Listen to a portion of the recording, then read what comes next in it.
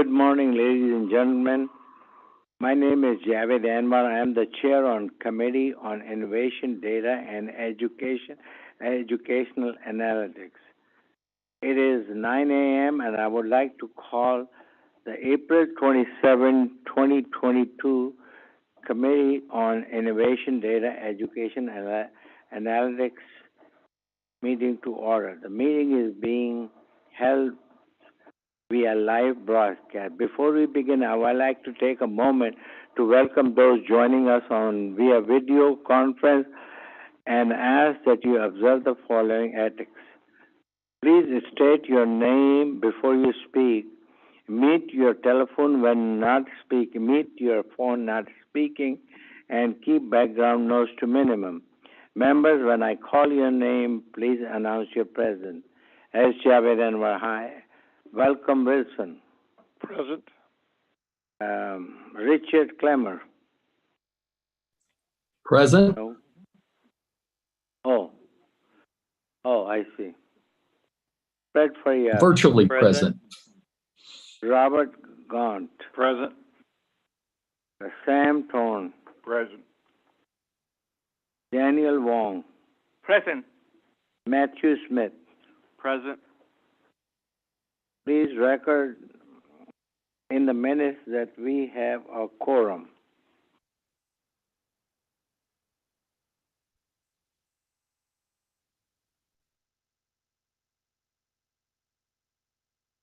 Item number 2 is consideration and possible action to approve the minutes from the January 26, 2022 committee meeting.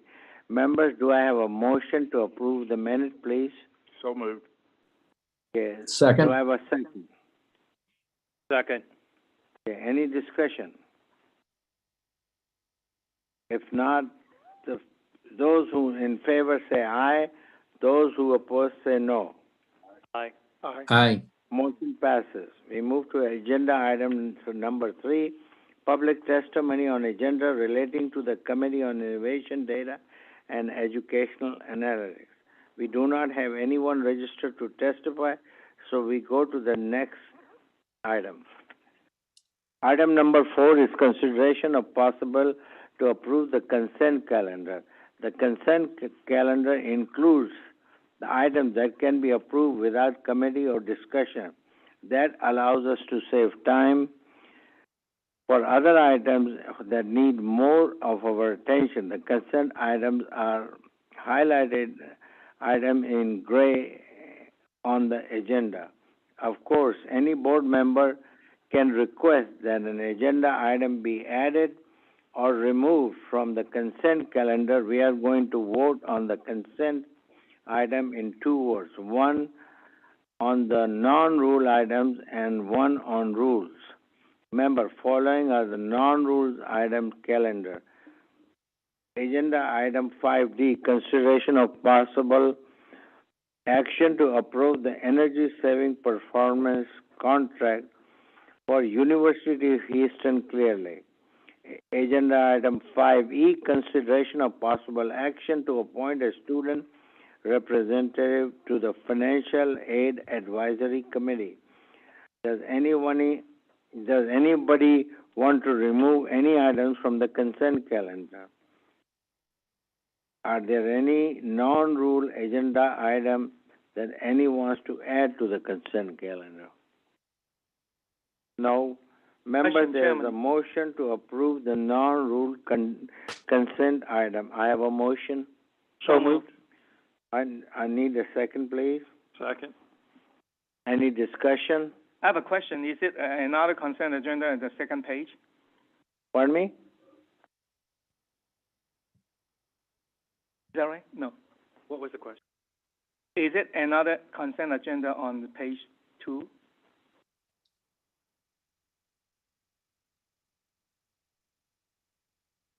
Oh, okay. I got it. Thank you.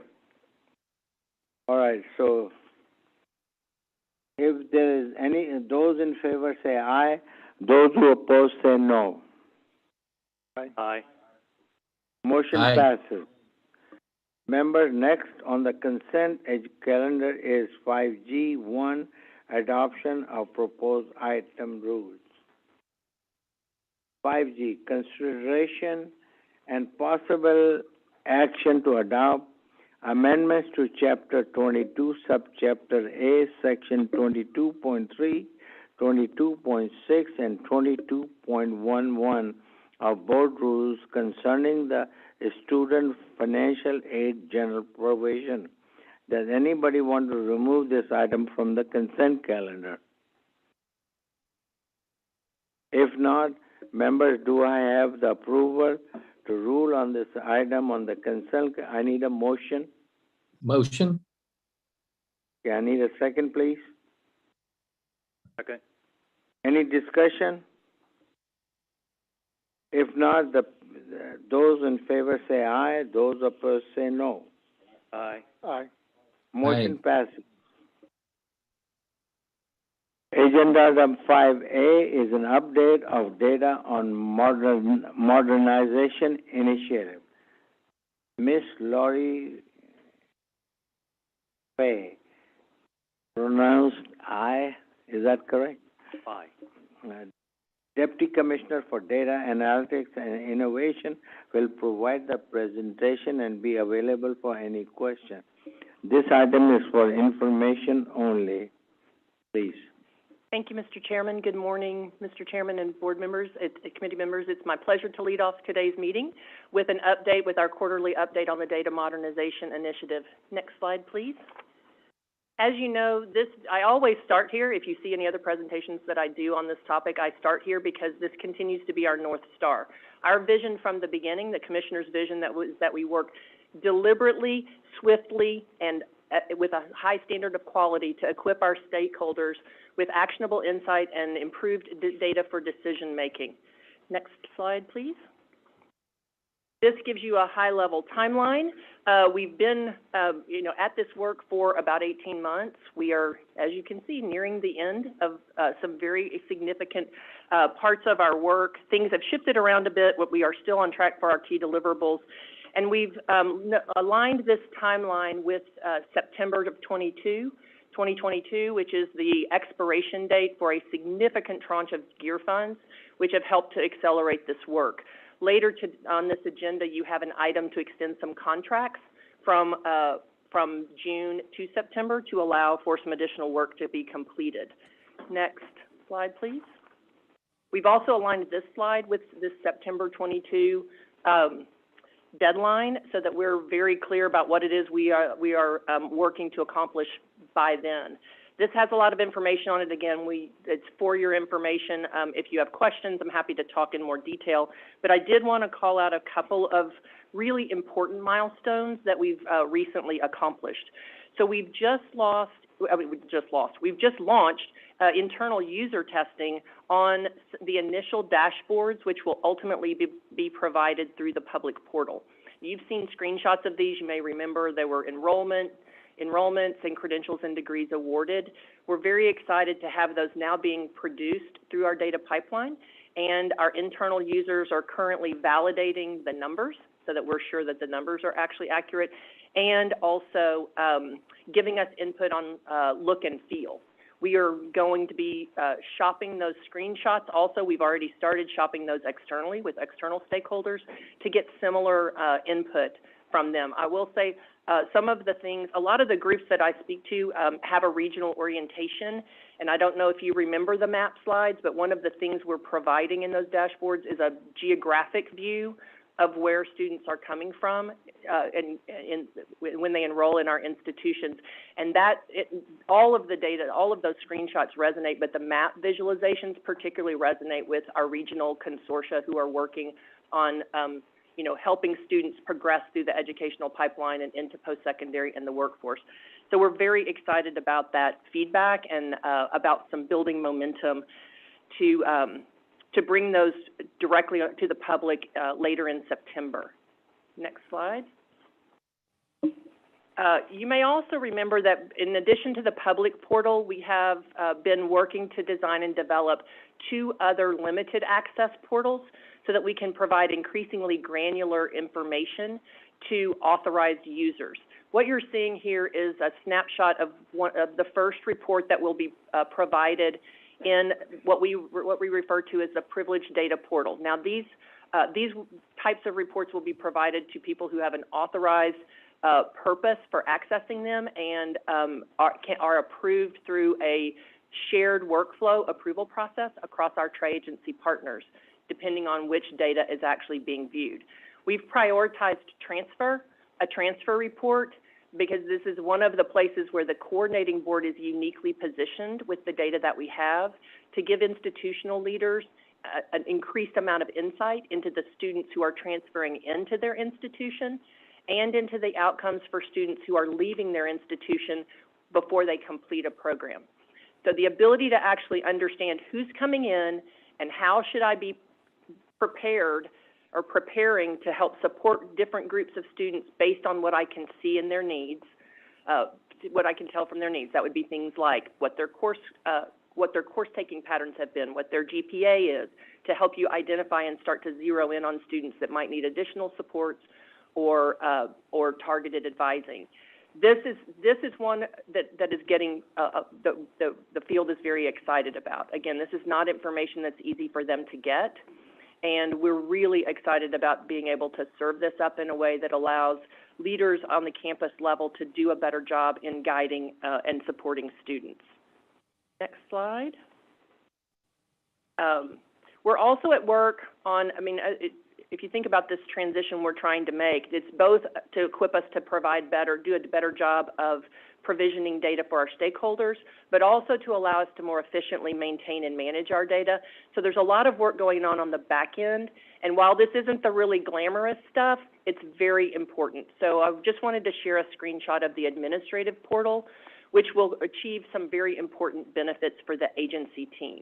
It will help us streamline and automate a lot of the data maintenance and management that we're doing today in largely manual processes. It enables our subject matter experts in our data team and in other places in the agency to actually maintain the rules that govern data validation and error checks and those types of things. And then it really importantly centralizes the record of all of the changes to those rules over time. So they're not as I said, not as glamorous, but really important benefits of actually moving in the direction that we're moving. Next slide. And that concludes my report, actually, and I'm happy to answer any questions. Members, does anyone have any questions? I do. I have one quick question. On the administrative portal, I see date of birth up here. How are we protecting their, I'm assuming that this is on like a screenshot of one person. I might be incorrect, but how are we protecting their information, just to make sure? That's a great question, Ms. Williams. One of the reasons to move to the cloud is because it actually gives us more security controls. What you're seeing in the administrative portal is the field, not the data. So it's how we manage the fields through the administrative portal. But one of the things to keep in mind is that because we're very dedicated to ensuring both privacy, confidentiality, and security, those privileged data portal reports are only for a restricted number of authorized users. And again, and they won't say Lori's name and her birth date and those sorts of things, but they will provide a level of granularity that would help an institution understand that they're serving one student population in a specific program in one way, and that same student population in a different program a different way in terms of outcomes or transfers or supports. So we're very mindful of that. We work hand in glove with both the General Counsel and our Chief Privacy Officer at the agency and across the tri-agencies to be sure that we are maximizing we're balancing the maximum utility of the data with our responsibility to be sure that we're maintaining privacy, confidentiality, and security. And our ISO, I should say, our internal security officer, information security officer. Thank you. Any other question? I have one question. So the data here, a lot of it seems to have to do with for what reason students will transfer from one institution to another. Is it possible that that maybe later on through this platform that we could create a way that allows multiple different institutions to realize not just when their students are transferring, but usually where they're transferring to and things like that? That's one of the pieces of information that institutions are really curious about, is where are their students coming from and where are they going to when they don't complete. So we will be able to tell them where students end up, obviously with some lag time, because Right. they have to show up elsewhere. But we will be able to tell them, indicate at a different level of granularity than we can on some of the other transfer-in data. We will be able to say, X% of your students are going to this one institution, and furthermore, to the degree that we can reveal the data with appropriate, security considerations or privacy considerations, be able to say, this is the nature of the students who are leaving and the programs that they're going to. So I think that's really important feedback for institutions as they try to ensure that they're serving student populations well and equitably. Thank you, ma'am. Yes, you bet. Do you get information from out-of-state transfer as well? We do. We have access to the National Student Clearinghouse data, and so that it gives us the ability, and actually, we'll talk a little bit about that tomorrow, Ms. Schwartz. That gives us the ability to understand our students who are going out of state. And again, with a bit of a lag time, but we are able to account for a pretty significant percentage of our students in that, with that. Any other questions? If not, move to agenda item 5B is consideration of possible action to approve the Formula Advisory Committee recommendation relating to the funding formulas for use by the governor and the legislative budget board in making appropriations recommendation to appropriate legislative committee. Ms. Emily Cormier.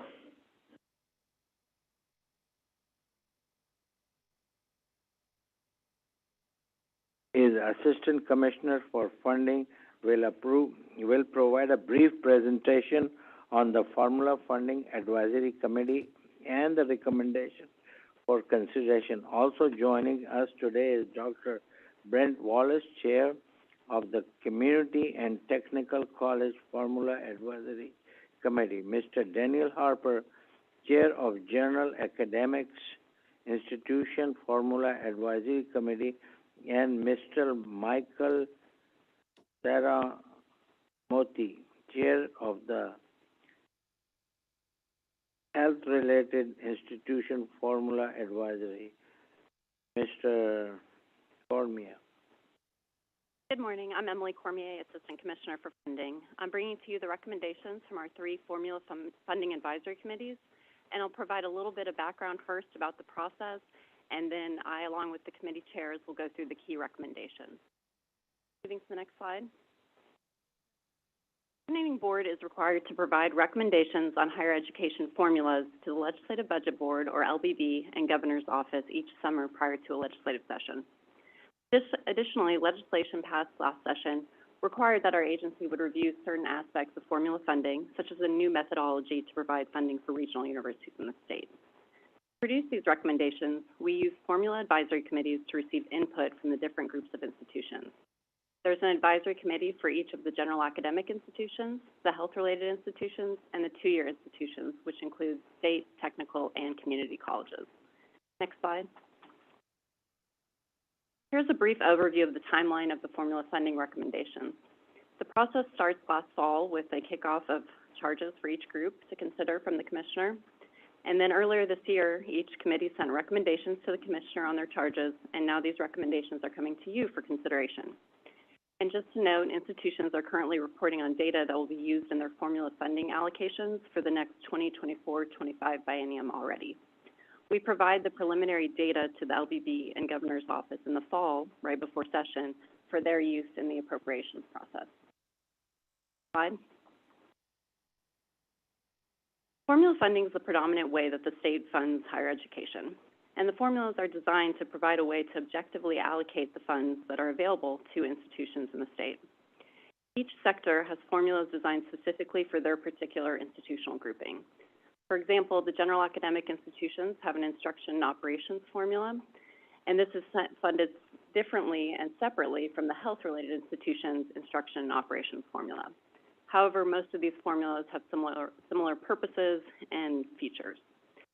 So in particular, most of the formulas are based off of a rate that each institution receives per formula driver.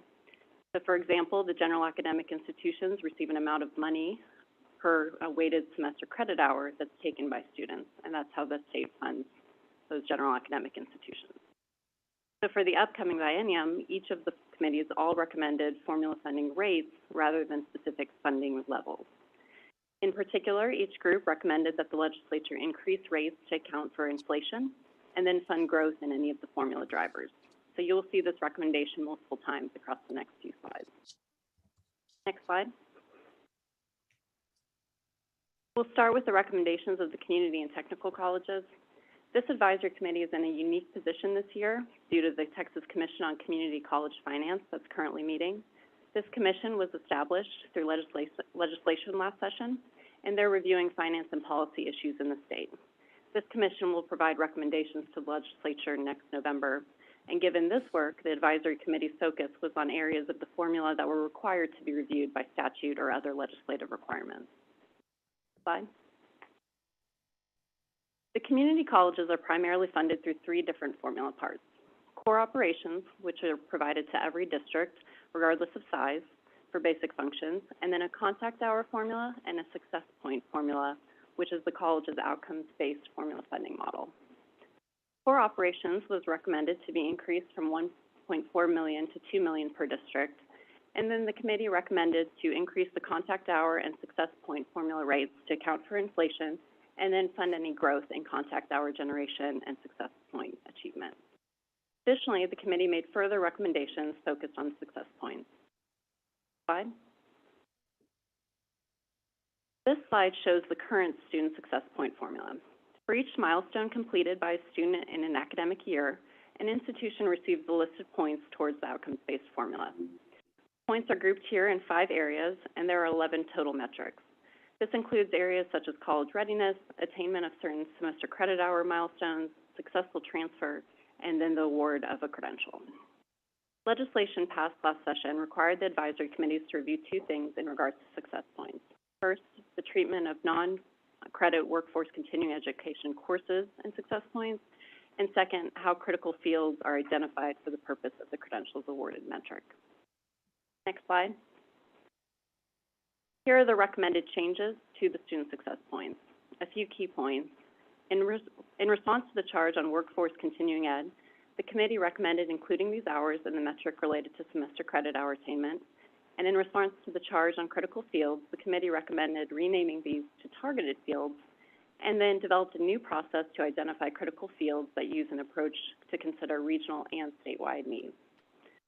Other key changes include adjusting points for achievement by a student earning 15 semester credit hours through dual credit, or an academically or economically disadvantaged student who receives a credential or a successful transfer to a 4-year institution.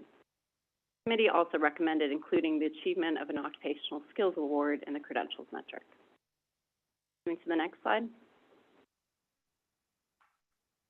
That concludes the community college recommendations, and now these are the state and technical college recommendations. So this is for the Texas State Technical Colleges, or TSTC, and the Lamar State Colleges. TSTC's funding is primarily allocated based on a returned value formula. This formula is generally based on several years of student wages after they complete a program at TSTC compared to the minimum wage. It was recommended to include workforce continuing ed students in this calculation. Additionally, a small part of TSTC funding is for dual credit. The legislature previously provided this amount in a sum certain or lump sum appropriation to the colleges for this work.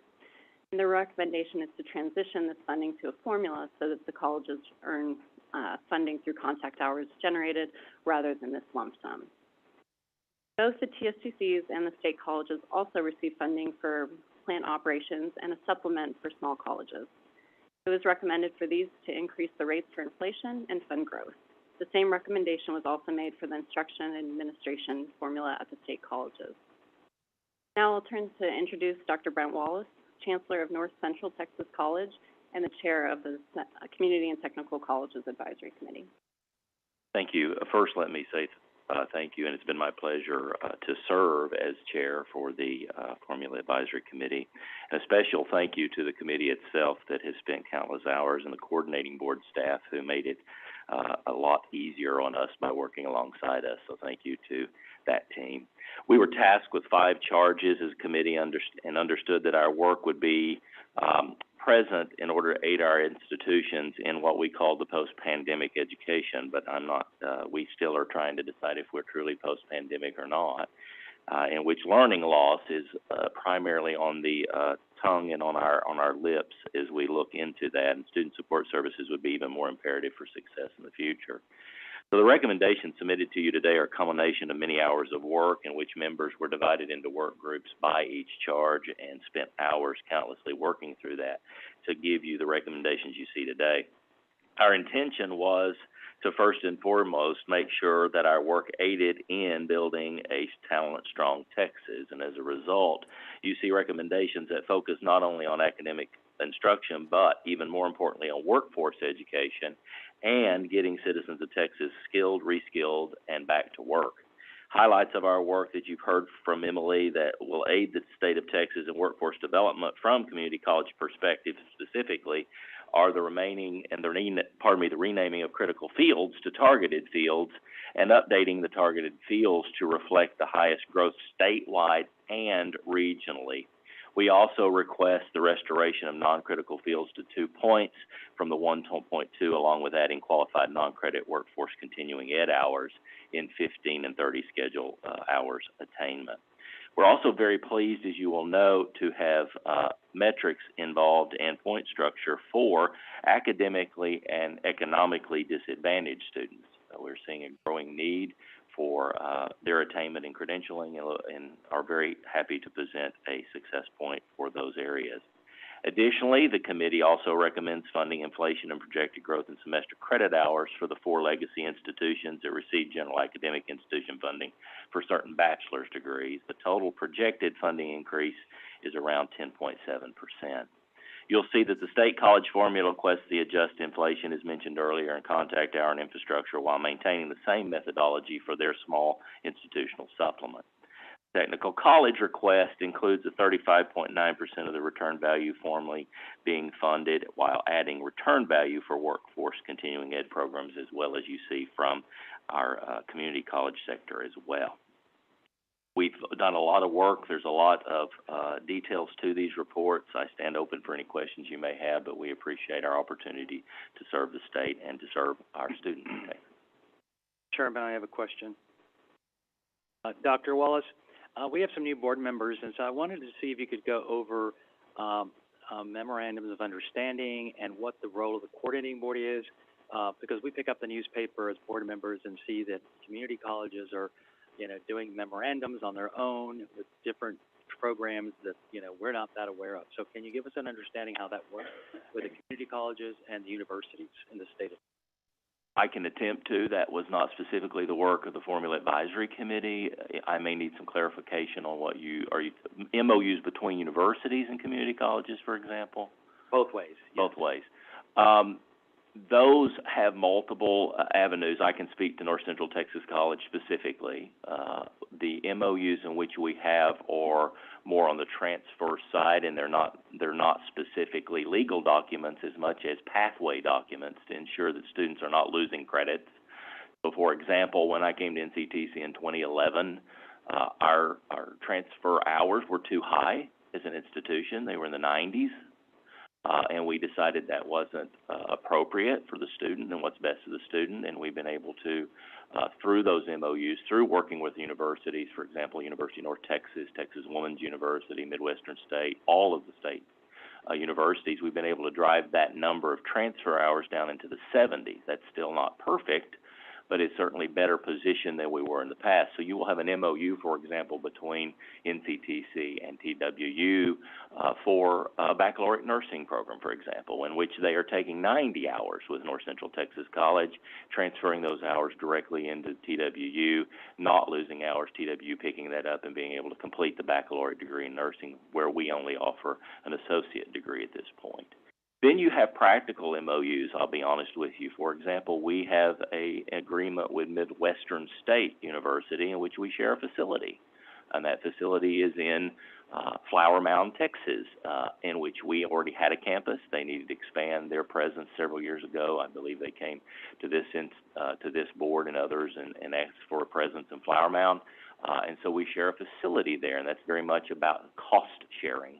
And that's been very effective for us. We handle the IT, we handle the policing, they handle some of the other things, so it's a great agreement. Those are the kind of MOUs that I could speak to specifically. I'm glad to answer any questions about specific notions, but most of the MOUs directly to university and community colleges are focused on students not losing pathway momentum and not losing credit hours toward a four-year degree. Chairman, if I could just underline a couple of key points, I think. So first, I want to also express my appreciation to Dr. Wallace for taking on the leadership of this work group, and especially around community college finance. It was a unique charge this time because concurrently the coordinating board is supporting the State Commission on Community College Finance that Mr. Woody Hunt of El Paso chairs. That includes presidents, members of the legislature, and also public members. And so many of these issues that are coming up around strategic partnerships, so across colleges, about the importance of workforce education and making sure that that's aligned with both regional as well as state needs. These issues about how to better align the incentives and the outcomes-based funding with the state goals are all active discussions right now that Dr. Wallace and his colleagues are very engaged in with us.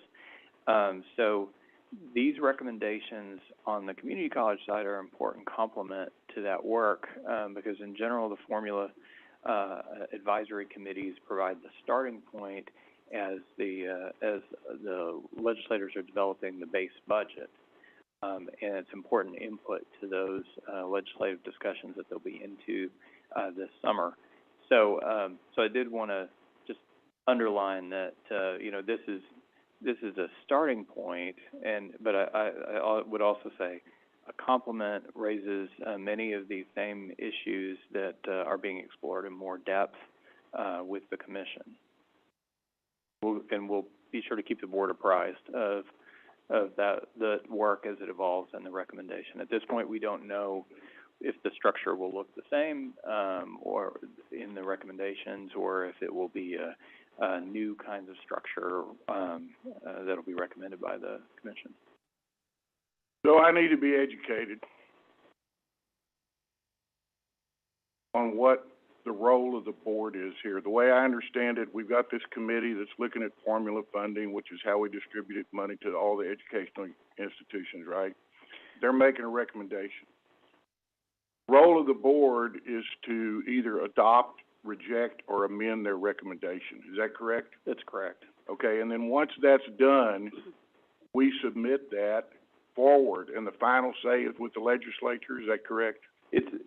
So it's an input to the appropriations process. So generally, the legislature does not just cut and paste the recommendations into the appropriations bill. So but they do throughout the appropriations process go back and refer to the recommendations that were made. But our recommendation carries some weight. It does. So here's my question. I'm going to have the same question for all three of you guys. What's the difference in the money that you're asking for this time compared to last time? for our work group that it is a $196 million increase over the previous biennium of 10.7%. Okay, so you're asking for 200 million more, and it's increasing by how much? 10.7%. 10.6. And where does your committee think this money's gonna come from? The role, Mr. Torn, of the committee is arguably to do what we believe is best for the student outcome. Somebody else worry about the money. We are not tasked with finding those funds. We are tasked with presenting what we believe is the best for the state and for our students. And I appreciate that. So my question again is, for us, okay, are we supposed to submit our recommendations on that same basis and let somebody else worry about where the money's coming from? That would be my recommendation. I mean, so the legislature will they will come back to the board with additional questions. They will ask us about priorities. They will also dig into these reports on occasion to understand where recommendations were, for example, on specific success points for community colleges. So it's an input, but primarily the board's role is to identify and advocate for the needs of the higher education institutions, and then that's one of many competing requests that go into the legislative process. So when we're anticipating that this next session there will be resources available, and we're going to have to make a strong case. So how am I supposed to know, how's the board supposed to know that I'm advocating for the needs as opposed to the wants?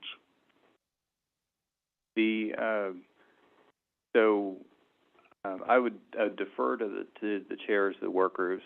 I know that there are always in these deliberations, and I was in a former life, I was a member of the General Academic Formula Advisory Committee. There's a lot of active debates, and I don't think what comes out of the process is merely the wants. I think they could probably each point to specific issues that committee members advocated for or would like to see in the proposal. I think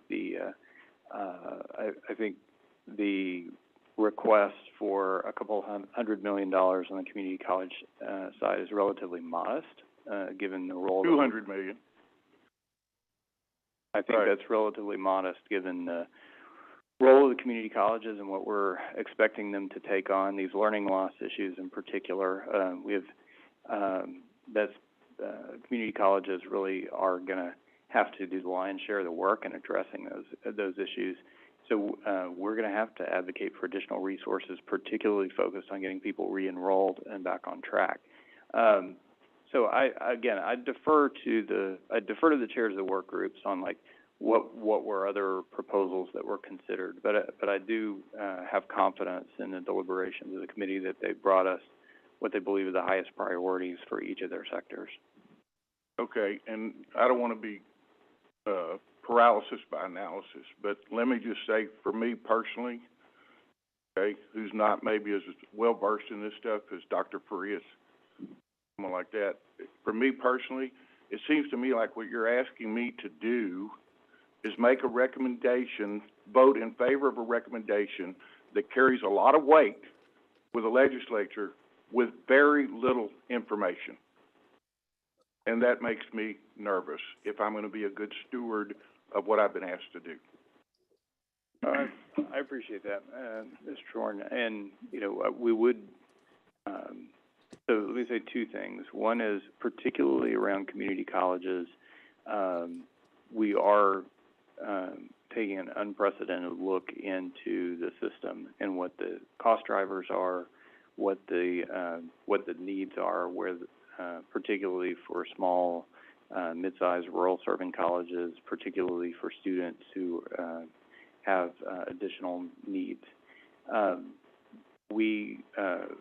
can commit to the board that while this is an important step in the process, this isn't the final word. This is an important initial step that helps set the stage for the appropriations discussions going forward. So we can, and I will commit to the board to bring information and findings back to the board, so you've got a deeper information on each of these issues, particularly on community colleges. We're going to have a much deeper look than the state's ever had before. What have the historical increases percentage-wise been, just to frame what this ask is relative to? And then is it... It's actually adopted. And then are the probabilities of it passing, and there's going to be a negotiation and a cut from... Yes. So is there some posturing a little? So I'm on a bigger picture, and I'm going to ask some tough questions, Mr. Torn, as well, because I was going to wait for Mr. Harper and Mr. Tremonti to heads up. So one of the things is, as a board, we don't always have to do things the way we've always been doing them. Right? So there's different ways of systems of looking at it. Past board members and past boards have brought up this question that, they're doing a great job in the committee, and they put a lot of time, so we do appreciate that. Everyone there's spent a lot of extra time in the committees, but different ways to do the formula funding. We've already seen the community and technical colleges, and soon you'll hear specifics on general academic and health-related. And health-related, I'm going to have some specific questions in terms of new programs that we have and how we actually do that, and what the committee goes through in the process. And I think that's what Mr. Torn's asking. I think we feel more comfortable when we know exactly, even though we're not in the room, I think the deliberations are very important, and you guys do a great job, and the committees do a great job. Spend a lot of time doing that. We all appreciate that. But I think what Mr. Torn's saying, and I think especially the new board members, the more information we have, the more details, the better. I'm of the opinion that, and past board members, is that we need to probably revisit this. Take input, yes, from chancellors and presidents, but we've got to look at the standpoint of our constituents, right? The taxpayers, students, the families. So just because we've done things a certain way doesn't mean we always have to do the formula funding the same way. So this is an ongoing learning process. As the commissioner said, we submit it to the LBB. It's reviewed. It comes back. We review it, and there's cuts, there's additions, and there's a lot of decision-making time for the board to review things. So it's a process, like anything you deal with the legislature. And we appreciate the legislature because, they're the ones that provide these funds for higher education. And so that's the case the commissioner says we have to make a case, all of us, all the institutions, to be able to support higher education and the funding that we need. And then, these folks get into the weeds, and we can get into the weeds if we want to get into the weeds. And that's important because you're right. We need to know what the needs are. I agree, Dr. because it's our responsibility to know that and to be able to justify, our decisions on what we're supporting and why we're supporting it. So when does the final recommendation go to the legislature? For the community colleges or for the for this process? He just happened to go first. Yeah. So we'll submit these our recommendations to the LBB. They're going to start their boards of review, and they're going to start their discussions and start working on the base budget for next session this summer. I'll defer to Emily, has worked on multiple sides of this. So we provide the Formula Funding Advisory Committee recommendations by June 1st to the Legislative Budget Board and the Governor's Office, and then we will provide the data that the LBB and Governor's Office will use when crafting their initial appropriations bill by November 1st. So this provides a framework for how institutions submit data to us and how we send it over to the LBB for consideration as they work with the legislature. We then provide an update of the data next spring for the legislature to use while they're in session. Generally, if they're thinking about making substantial changes, it would be rare that they would incorporate those into the base budget. So what they'll do is this is sort of a reference point of what I think they regard it as what the institutions are asking for. It's a starting point. Usually the base budget that's put together and that's filed is going to have a very similar structure to what it had previously. And then they, through the legislative process, would consider more substantial changes to the system. So it's possible, for example, that they could make the requested changes to student success points in the base budget. That would be unusual, that they would go ahead and do that in the base budget. I don't want to belabor the point. I just feel a little uneasy by my lack of understanding and information. Yeah, and I think that's a valid point. That's why I asked Dr. Wallace to talk a little bit about memorandums and things like that, because we have new board members, and this is a lot of folks on the board are hearing this for the first time, and it is a complex process. I will say that. So don't feel totally out of tune when you hear some things, but feel free to ask questions. That's what these folks have been working on this for a long time. Well, and we may, as the, we're making a lot of changes within the agency, and appreciate the board's support on that, but we should also talk about how we could strengthen, at the same time, also strengthen the board's oversight in certain areas. We are deeper into finance policy work than historically. I think the agency was able to be. There had been a lot of work previously, but there's sort of a different level of work going on now because of that Community College Finance Commission in particular. The board might want to consider either an ad hoc or a standing work group, specifically on finance and state finance policy, so that we could dig deeper into these issues, because it'll be hard for us in regular board meetings to be able to provide the level of information that Mr. Torn's looking for, I think. Can I have also a couple of comments real quick? I'm good with, to the best of our knowledge, to come up with a formula funding, things like that nature, because the state legislature will do what they do. So it's not going to be final anyway. So we'll try our best to do that. My comment is actually for community college. I understand because of the pandemic, community college enrollment is really down, and so in order to achieve the 60-30, we really need to help them to bring up. So I don't know if the community college or technical knowledge know what the problem is. I talked to chancellor, talked to president. Well, pandemic, everybody stay home and they don't want to enroll. But what is the underlying problem? Is this the internet problem, or they cannot have access to different things? I don't know. But I'm hoping that the formula funding will be able to identify some of those issues, maybe able to help them, so that when pandemic is over, we can bring students back to achieve our 60-30. Basically, that's my comment. Real quick, if you don't mind, I have a question. It's not as much in the realm of detailed things. It's a sort of so where I'm from, community colleges often handle certain public service types of trainings, for example, police academy training, stuff like that. These success points, are they awarded towards those types of training as well, or is it a different type of thing? Yes, sir. The success points are based off contact hour distribution. So in other words, it could be a CTE program or academic transfer. It just depends on the content area. And there again, you can get into weeds. Certain contact hours or certain disciplines have higher contact hour distributions than others, both on the academic and technical side. But yes, you are correct. The community colleges in the state of Texas provide well over 92% of all of the career and technical training in the state. So that's EMTs, that's nurses, that's your paramedicines, that's everything under the umbrella of career and technical. And I would like to just add this one thought.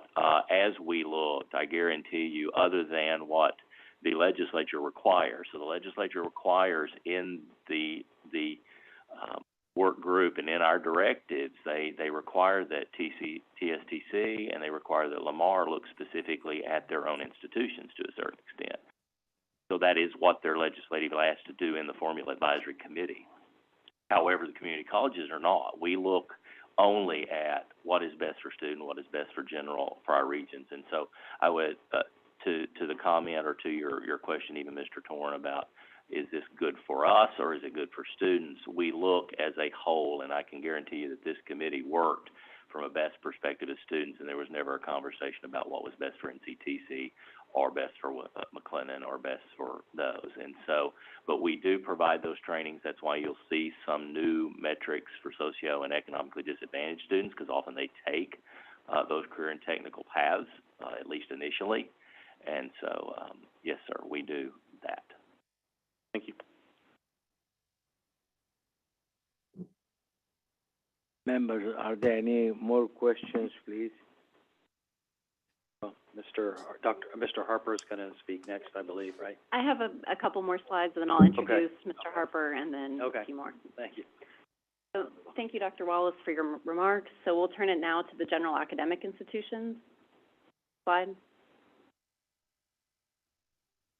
As part of their charges, the General Academic Formula Advisory reviewed the current funding formulas and also, given the emphasis on research in our Building a Talent Strong Texas plan, considered the treatment of research funding for the institutions. Universities all receive formula funding through the two main formulas for the instruction of students and plant-related expenses and utilities. Additionally, institutions below 10,000 students receive a small institution supplement to make up for economies of scale. Consistent with the other sectors, the committee recommended increasing the rates for these formulas and the supplement for inflation, and then funding any growth in the formula drivers. Additionally, the committee made recommendations related to technical calculations for these formulas for the Legislative Budget Board to consider that can be found in the report. General academics also receive funding to support research through 3 performance-based formulas. These are based on the research expenditures at the institutions and have not traditionally been presented as part of formula funding. The committee recommended that these be considered as part of the formula appropriations and that the rates be increased for inflation and growth be funded, similar to the more traditional funding formulas. Next slide. Senate Bill 1295 was passed during the last regular session. The bill provides a framework of funding in support of regional universities in serving at-risk students using a combination of a base amount of funding of $500,000 and $1,000 per at-risk degree awarded. Regional universities are all institutions that are not research or emerging research institutions in the state. The legislation required the coordinating board to study the funding methodology and its promotion of student success with a representative group of institutions. Formula Advisory was charged with considering this funding methodology and to make recommendations for this support mechanism. The committee determined that the methodology of providing base funding plus an amount per at-risk degree was appropriate and equitable, and that the combination of these two was determined to be sufficient to support enhanced student success initiatives over and above what each of the universities are currently. However, with experience, it was recommended that these amounts be reconsidered each biennium. There was also considerable discussion over the definition of an at-risk student, given the ongoing changes in college admission criteria, and the committee recommended that further study on refining that definition occur to make sure we are capturing all at-risk students. And of note related to this, Senate Bill 8, passed in the last special session of the legislature, appropriated $20 million in coronavirus state fiscal recovery funds for the purpose of this support to regional universities. This resulted in a lower amount of base funding and amount per at-risk degree that could be provided during the current biennium. So I'll now introduce Mr. Daniel Harper, Vice Chancellor and Chief Financial Officer at Texas State University System and Chair of the General Academic Institution Advisory Committee, for any remarks he may have. And so I'd like to also echo Dr. Wallace's comments, opportunity to serve. Appreciate your staff support for us. Kind of say, the Formula Advisory Committee is our best forum to really talk about policy as well as technical aspects for our funding model that we have. Instruction and operation formula funding. Our recommendation is to fund enrollment growth and to fund inflation. So it's not a substantial there's no policy change. Probably the most important thing to note is when the funding formulas were created 20 years ago, the rate was around $56, and our or the rate that exists today is that same $56. So in 20 years, the state's support for general academic institutions has been flat and hasn't addressed inflation. So y'all can imagine that cost either falls to efficiencies or to student tuition. Next, our recommendation is to treat the existing research formulas from a narrative perspective, like we do the general academic instruction and infrastructure formula. so they have the same inputs to them, but historically, the legislature has looked at them as a flat dollar amount, and so every biennium, it's reallocating a flat dollar, and this research is important to our core mission, adding inflation and growth to those formulas. Ms. Cormier spoke to Senate Bill 1295, which is Comprehensive Regional University that was established last session, as she said. And what we're doing is we're just monitoring it, and as that matures, we may have recommendations to propose statutory changes to that formula funding, and then lastly, we had some technical aspects that we looked at with respect to the weights within the formula, the tuition estimate, and online course offerings, and how that impacts the infrastructure formula. So with that, I would argue that this focuses on the needs of the students, the needs of the institutions. It's conservative. We're not recommending policy changes. We're taking what the legislature has endorsed, asking to fund student growth, asking to fund inflationary cost growth to that. It's a $500 million cost by the time you add up all that off a $6 billion base, so it comes in just north of 10%. But again, that's just the addition of inflation plus student growth.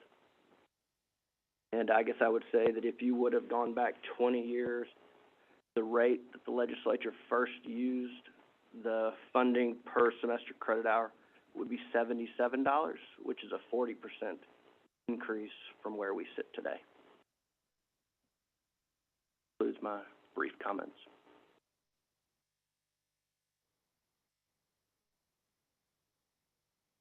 So again, I'd say that, just to underline a couple of points.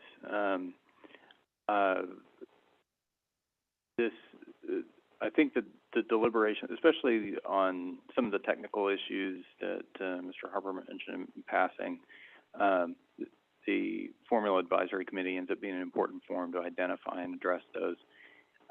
They do raise and shine a spotlight on the larger issue, and the larger issue is that in general, funding for our colleges and universities has not kept pace with student enrollment growth and inflation.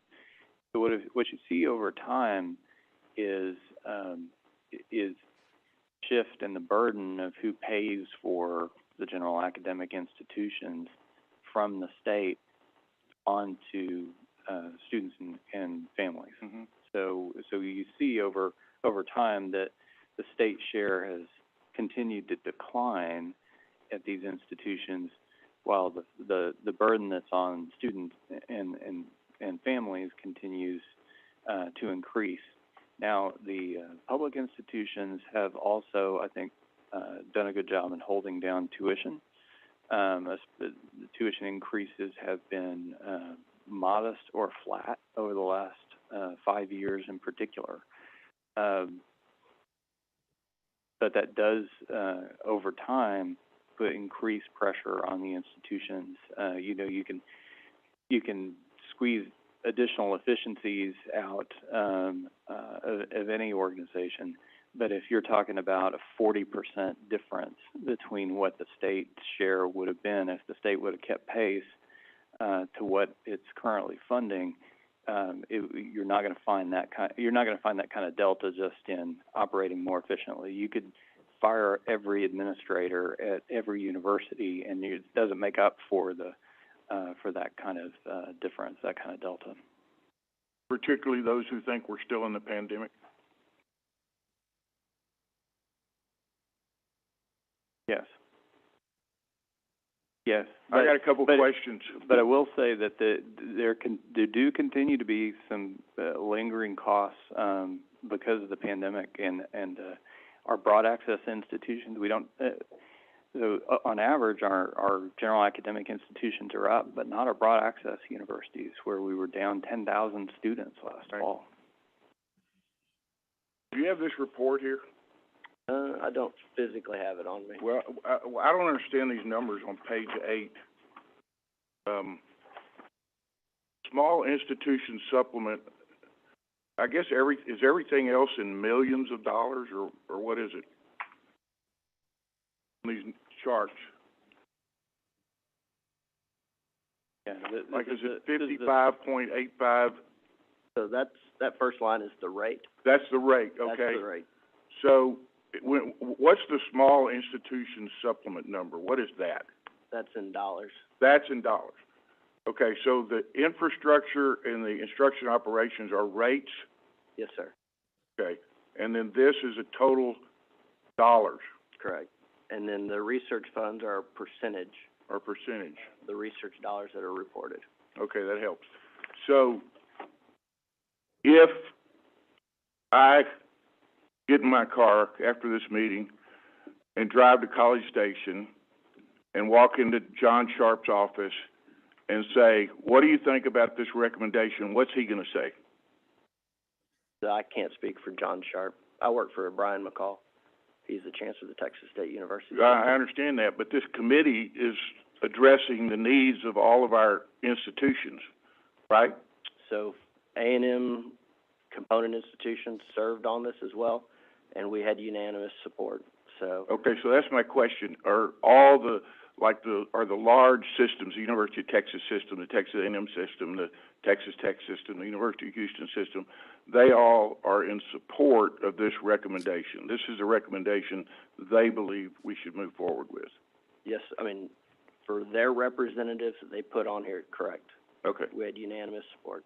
Okay, thanks. And I would call out that the comprehensive regional university funding in particular was an initiative spearheaded by the A&M system, partnership with. Yeah, other I wasn't institutions. trying to be, Yeah. you know, provincial here. No, But but my that's- point is, do our largest university systems support this recommendation? Their all of their representatives on the commission do. Now, when their presidents and chancellors are testifying to the legislature, I think you'll hear a lot of they're going to endorse the recommendations, and they're going to bring other needs to the legislature, Yeah. Including some recommended policy changes.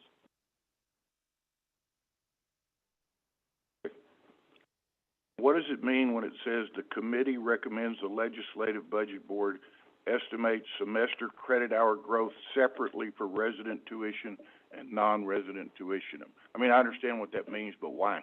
So the general academics, statutory tuition is considered in our formula as a tuition offset. And the LBB, and I won't speak too technically about it, but the LBB estimates future growth in semester credit hours. Your statutory tuition rate for residents is one rate, and for non-residents it's another.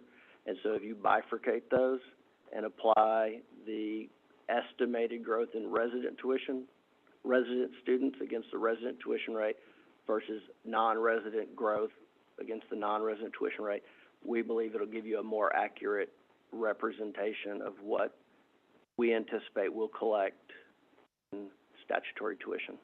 Okay, that makes sense. Thank you. Just one general question. Yes, From sir. what so far I heard, the committee is trying to focus on, trying to beat inflation and talking about in the past, and now the institution carry a lot of load compared to 20 years ago, and the state with the funding percentage is much higher, things like that nature. But is it, that seems like it's a general goal so that you can request for more money so that we can bridge that gap, so to speak. But is it, maybe another thinking is, in the future that we can focus on more on the, generally speaking, about targeting certain students that can help them. At the same time, also focus on a lot of, in terms of help of research, rather than, what I'm saying is, I think, right now it's costly for college tuition. That's, everyone knows about it. But I think, generally speaking, it's true. But at the same time, you have part of the family, they cannot afford that. Part of the family, they cannot afford that. So, generally speaking, you kind of level it field, some of those families, they can afford it. Well, you lower the tuition, it's fine too, but should we be using this kind of tuition so that we can target more for those students that are good students, they need financial help, they need to get into college. At the same time, also, focus more on into the helping generate all the research funding in the entire state of Texas so that we can continue to upgrade our college. So that's why, just my general question, because the focus seems like from what you have been saying, it's just trying to overall level the gap of the state funding, which is true, but at the same time, you try to lower the tuition because you say tuition is so high because the state has not been funding it, but it's all applied to everybody. And I think maybe the philosophically the thinking needs to be more focused on different needs of the state so that we can achieve the goal of what we have 60-30 and also the research institution rather than just getting funding and then we can lower the percentage. So that's a debate on the philosophical. I would look at it as, you know, the legislature has a certain amount of bandwidth to decide how they're going to allocate funding to all 250 state agencies that exist. And, you know, then you take that and you move into higher education, and then you can take that and you move into general academic institutions. And, you know, there's few funding models that we receive funding for. So we have the general formulas that we've talked about today. We have research. There's some capital support that we get. There's non-formula support we get, which is minimal. And then the big piece is financial aid, which comes through the coordinating board.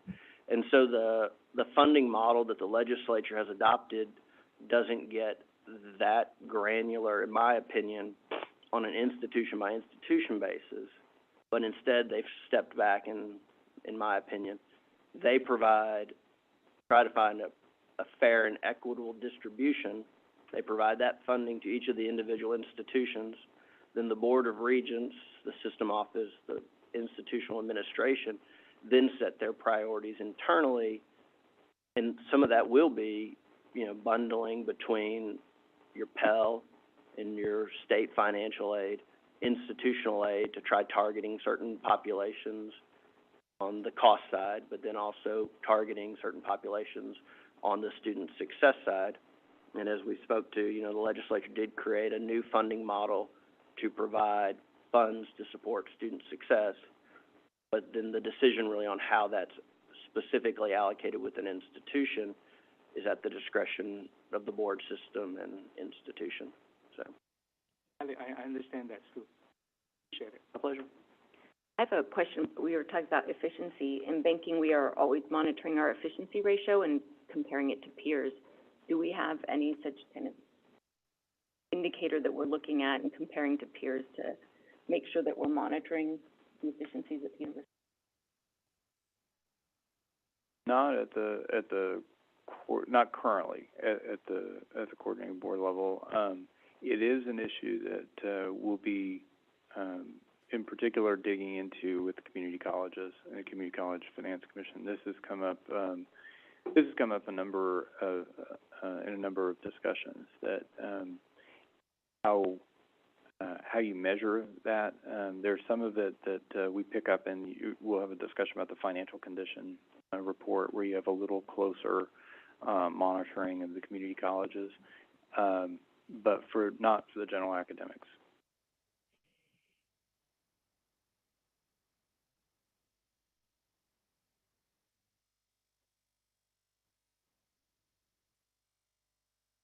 If there's no more questions for Mr. Harper, I'll move on to the health-related institutions.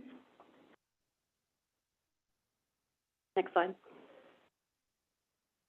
So as part of the Health-Related Institution Formula Advisory Committee, they reviewed their current funding formulas and also considered the treatment of podiatric medical students and residents for state funding.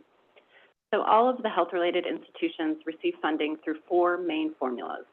This is funding for the instruction of students, infrastructure support, research, and for medical and dental residents. Consistent with the other sectors, the committee recommended increasing the rates for these formulas for inflation and then funding any growth in the formula drivers. Many of the health-related institutions also receive mission-specific formulas. This is unique to each of their institutions, and the committee recommends funding each formula based on the institution's individual performance towards its target. And lastly, the committee reviewed formula funding needs for the new Doctor of Podiatric Medicine program that is starting at UTRGV. As you know, this will be the state's first podiatry program, so the advisory group was asked to weigh in on the formula funding funding needed for this. Ultimately, they recommended that the students in this program be included in the instruction and operations formula and funded in the same manner as medical students. And additionally, for accredited podiatric medical residents to receive graduate medical education formula funding. I will now introduce Mr. Michael Tremonti, Senior Vice President and Chief Financial Officer of UT Health Science Center at Houston. Morning.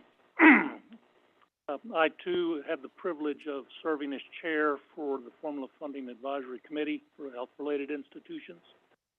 I do appreciate the time the committee put in, as well as the assistance that the coordinating board staff provided for us. The COVID crisis has shown a bright light on the healthcare environment, shortage that we have, physicians and nurses, public health professionals across the state. We've been playing catch-up for years. Fortunately, the legislature has put more money into the formula, but at best was able to cover some of the growth as we expanded our medical schools and nursing schools.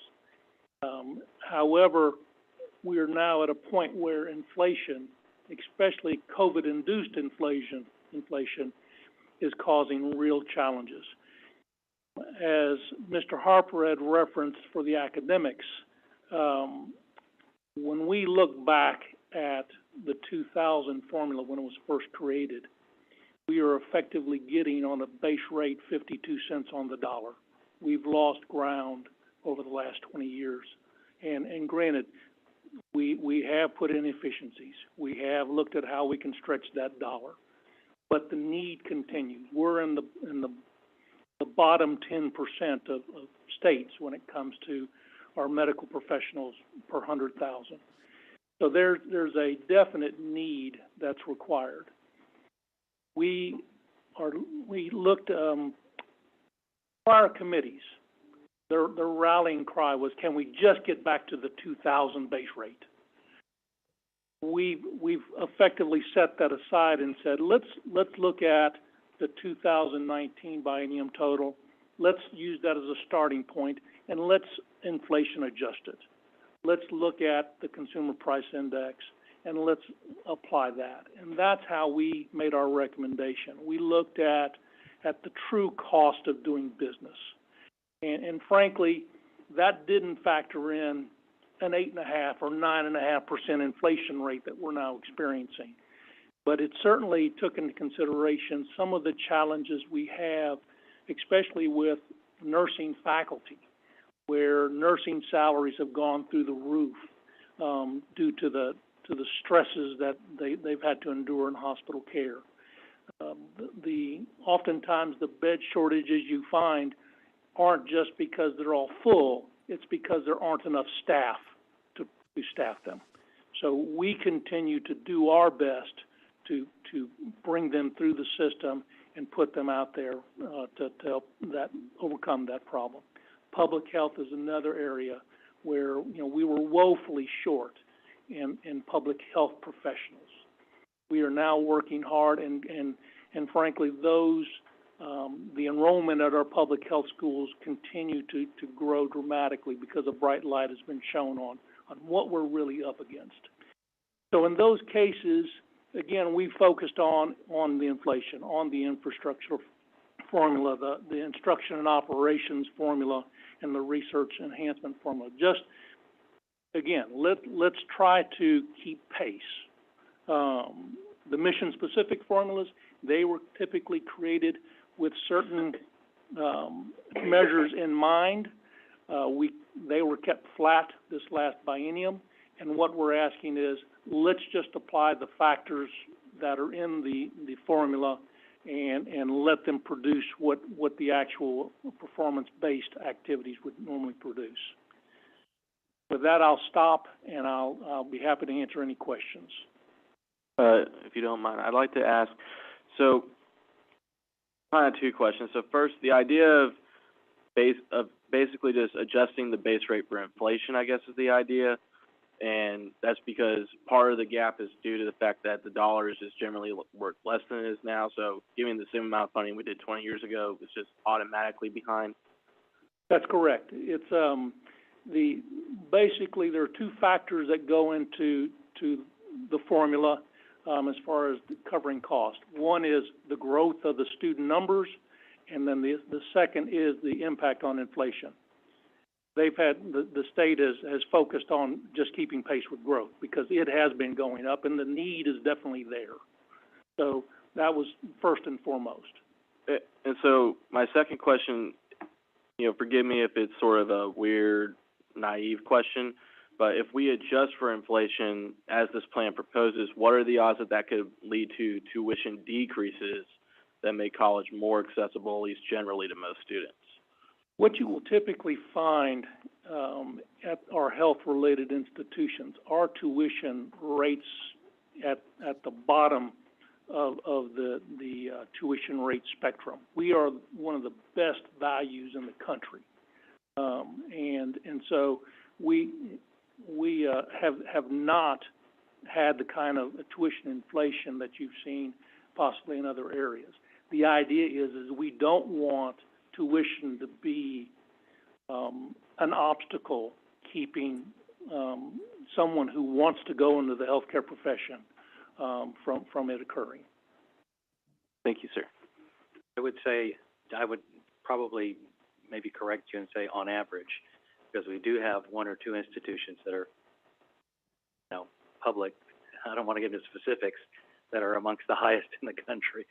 But those are things that I think, as far as students and parents are concerned, is very important to look at, because the role of the coordinating board is to not only have access, but affordability and lack of duplication. So, Matthew, that's a good point. I mean, on average, that I would agree with you, but there are some outliers. Let's just say that. Certainly. Yeah. So my question is, when we have more programs, like in the last couple of years, we've had new health-related programs, the vet schools, med schools, a dental school. So how does that affect the current institutions in the health-related? I mean, what are we seeing there? Is it affecting them negatively? Is it affecting them positively, or no change at all? Well, again, I can't really talk in generalities. There have been some programs that have been extremely beneficial to the institutions. The nursing shortage program is certainly one of them. Some of the expansion grants associated with residency programs is another. We've historically run into a bit of a bottleneck as we brought on new medical schools. We didn't have the residency slots for them to move into. And so now we're in a position where, the expansion grants help to open up a number of those. I can speak for my institution specifically. It's allowed us to open up a number of psychiatric residency slots that have been critically needed across the state. The mental health crisis is real. It's only gotten worse with the pandemic. And so there's a lot of state resources being put into expanding those services. We want to make sure we have the healthcare professionals there to staff it. Thank you. Members, is there any more questions? If not, is there a motion and a second, please?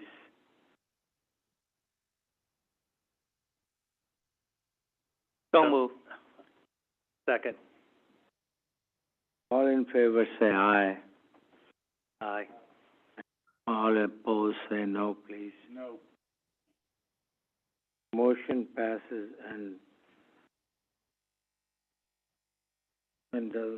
So, Mr. Chairman, I would like to, before our panel leaves, what I'd like to do, as Commissioner's suggestion, is I'd like to consider doing an ad hoc committee. And if any of the members are interested in serving, if they could let me know. And I think it's important for us. This is a very important function of the coordinating board. And for those that are really interested, and we have quite a few of you on the board that have good financial background and expertise And that ad hoc committee can meet regularly and report to the board and get more specific. So I'll work on that, Commissioner. I think that's a good suggestion, and we'll do that to be able to get more up to speed and not, when this comes around agenda time, we'll be up to tune, because this is really an ongoing process. This doesn't happen just at a quarterly board meeting. It's ongoing, and this is a good point that the way the committees are structured are the recommendations from the presidents and the chancellors from the universities. So they're believe me, they are very interested in the outcomes of this.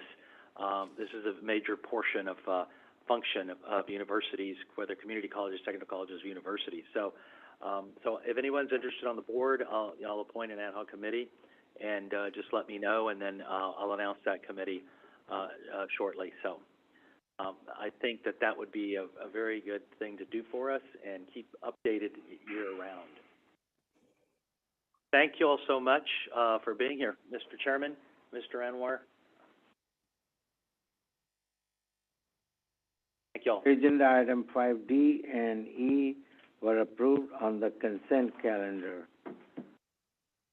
Agenda item 5F is consideration and possible action to approve amending the staff augmentation technology service contracts pursuant to Government Code Chapter 2155 with Damon Consulting Incorporation from June 30, 2022 to September 30, 2022 for one, contracts working directly on data modernization initiative project, and second, backfill the position for data modernization and staff augmentation project. Ms. Lori I., Deputy Commissioner for Data and Innovation, will present the items and will be available to answer any questions. Thank you, Mr. Chairman, and good morning again, committee members. At the January 2021 board meeting, the board approved contracting for up to $6.45 million for contract staff augmentation to support the data modernization initiative and to provide backfill support to the agency's information systems and services team, which we call ISS. The vendor selected for these contracts was Damon Consulting, and the Damon team has performed well in our work together to date. We are requesting approval to extend these contracts to allow additional work to be completed and to align the conclusion of those contracts with the expiration of the GEAR dollars that are funding them. The requested changes would extend the end date from June 30th to September 30th, 2022, and would amend the amount by $1.2 million. This would bring the total amount of the contracts to $7.65 million, all of which is funded by the Governor's Emergency Education Relief, or GEAR funds. And these extensions and amendments align with that September 2022 deadline for the expiration of those funds allocated for this effort. The staff recommends approval, and I'm happy to answer any questions.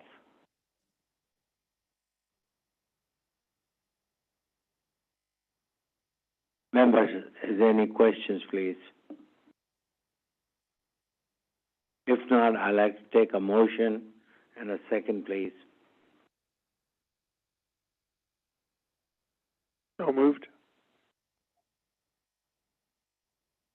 All in favor say aye, yes, and all against, and Aye. Aye.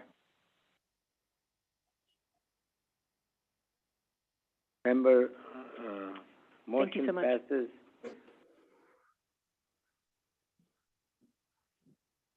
We have to go back to an item that was missed. We are going back to agenda item 5C. So this is consideration of possible action to adopt Commissioner's recommendation relating to the annual report about financial condition of the state's community college District SB 187, 87 Texas Legislature Regular Section Rider 12, number 3-226. Miss Emily Cormy is available to answer any questions. Member, is there any questions?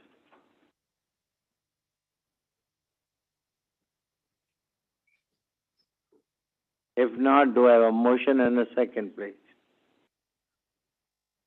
Move to approve. Second. Motion passes. Then we move to agenda item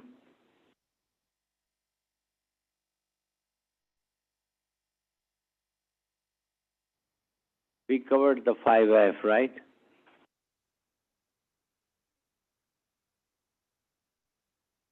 G? Yeah. Go to G, right? Okay. Agenda item 5G1 was approved on the consent calendar. Agenda item 6 is adjournment. Do I have a motion and a second? Moved. Members, all in favor say aye. Yes. Those Aye. opposed say no. Aye. Motion passes, and this committee is adjourned now.